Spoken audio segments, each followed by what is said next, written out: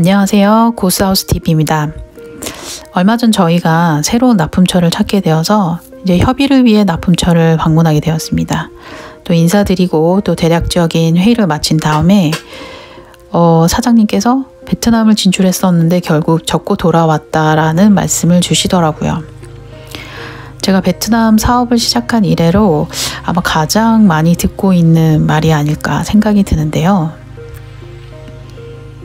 기업을 운영하시는 분도, 은퇴 이민을 오셨던 분도, 또 현지에서 고군분투하는 스타트업도 예외 없이 가장 많이 하는 말, 사기당하고 너무 힘들어서 그냥 한국 왔어요입니다. 이런 일을 한번 겪고 나면은요, 예외 없이 당연히 베트남이 싫어지겠죠. 또 어떻게 보면 단순하게 인구 규모로만 생각해 봤을 때 어쩌면 베트남에 우리나라보다 나쁜 사람이 2배 더 있을 가능성이 높다는 것도 아주 틀린 말은 아니죠. 땅도 사람도 사실상 거의 2배니까요.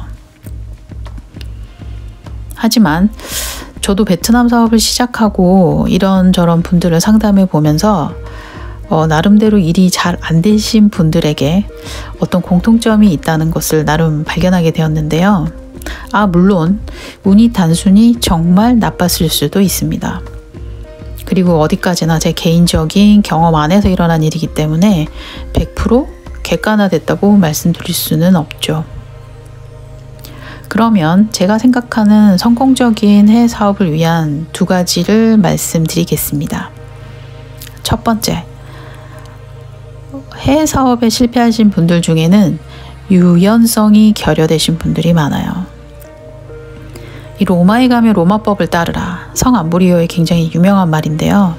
이 해외 사업의 가장 첫 번째 수칙이라고 저는 개인적으로 생각합니다.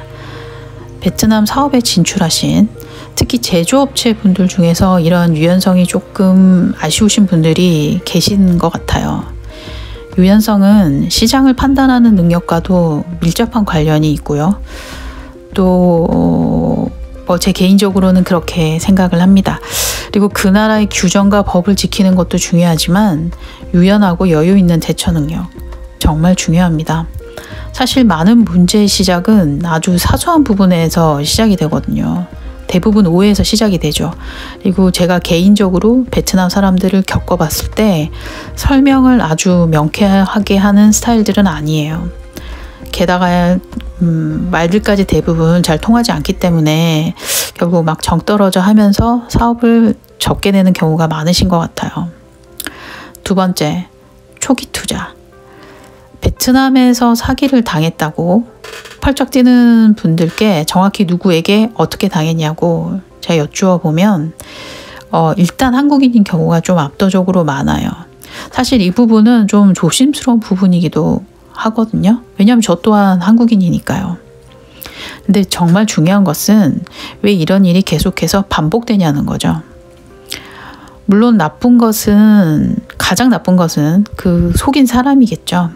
하지만 더 깊이 들어가 보면 본인의 조사가 충분하지 않은 경우가 훨씬 많습니다. 제가 말씀드리는 이 초기 투자라는 것은 바로 이런 것이죠. 초기 투자는 솔직히 시간과 돈으로 만들어진다고 말씀드릴 수밖에 없을 것 같아요. 결국 경험에서 가져오는 부분이거든요. 근데 그러려면 다양한 사람을 만나보시고 한 달 살기도 해보시고 어쨌거나 현지인들과의 접촉 시간을 먼저 많이 가져보시는 게 좋아요. 이런 비용을 아까워하시다 보면요, 나중에는 100% 더 큰 손해를 보시게 됩니다. 초기 투자라는 게 무조건 돈을 들여서 공간을 마련하고 직원을 뽑는 것 같은 이 자본 투자를 의미하지는 않아요. 그리고 그런 과감한 초기 투자는 맷집이 있는 큰 기업, 즉 대량의 마케팅 활동이 즉시 가능한 기업이 취할 수 있는 방법입니다. 여유 있는 이 삶을 위해서 은퇴 이민을 바라시는 분도 있고, 또 젊지만 야심차게 미래를 보고 동남아에서 스타트업을 시작하시는 분들도 점점 늘어나고 있는 추세입니다. 그리고 이분들이 최선의 결과를 가졌으면 하는 것이 저 또한 사업을 하는 일인으로서의 바람이기도 하고요. 이 해외 사업이라는 게 곰곰이 생각해보면 아주 특별하고 대단한 게 아니라 그냥 다른 나라, 어쩌면 내가 잘 모르는 장소에서 삶을 영위하는 것과 같습니다. 한국에서 살아도, 한국에서 사업을 해도 우리나라 말로 말이죠. 수많은 시행착오를 누구나 겪는 것처럼 해외도 마찬가지입니다. 다만 시행착오의 횟수와 시간을 줄이는 게 우리가 할 수 있는 최선인 거죠. 그래서 만약 저에게 해외 사업에서 가장 중요한 두 가지를 꼽으라고 한다면 전 유연성과 초기 투자, 이 두 가지를 꼭 말씀드리고 싶습니다. 유연성은 마음가짐, 태도에 관한 것이고요. 초기 투자는 인내심의 문제입니다. 그리고 이 두 가지는 스스로 해결할 수밖에 없는, 남이 절대로 해줄 수 없는 부분이기도 합니다. 제가 주 무대로 활동하고 있는 베트남도 여전히 만만한 관광지이고 은퇴를 꿈꾸고 고민하시는 분들도 아주 많은 곳이죠. 베트남이 되었건 혹은 다른 동남아 지역이 되었건 유연성과 초기 투자, 마음에 꼭 담아두시고 준비하셨으면 좋겠네요.